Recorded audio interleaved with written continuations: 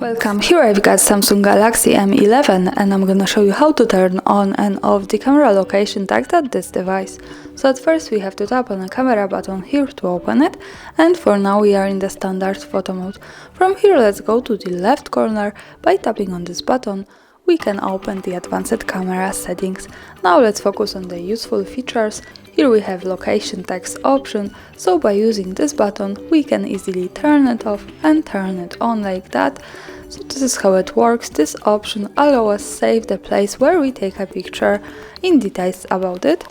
And also the important information is that to make it work correctly, when we want to save the actual location of our photo, we have to be connected with the internet, for example the Wi-Fi, and we have to turn on the location of this device.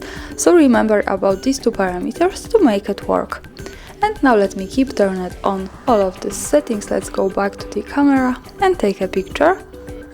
From here let's move to the left corner at the bottom. When we pick this, we get quick access to the gallery, and this is our picture. To check its location we have to just simply slide a little bit down, and here we have access to more details about the picture. We have the full address with the map, so greetings from Kraków, Poland. And that's all, thanks for watching, subscribe our channel and leave the thumbs up.